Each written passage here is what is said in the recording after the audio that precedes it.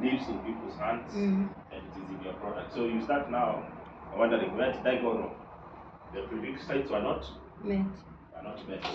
So briefly, we start with good manufacturing practices. We say they are minimum sanitary and processing requirements, and they cover all these things: facilities, equipment, processes, warehousing. And remember, we covered this all in our standard operating procedures. What must be done by the personnel? What must you do to the plant?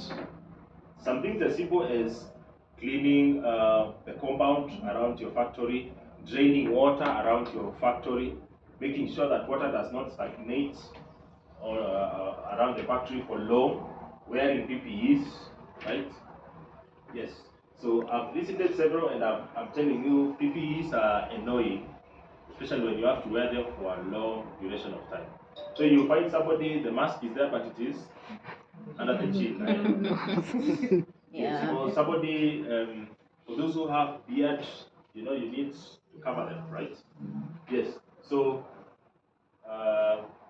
it's too tiresome to have it. So some people say it's too tiresome, then shave it, right? And then the same case for the air nets.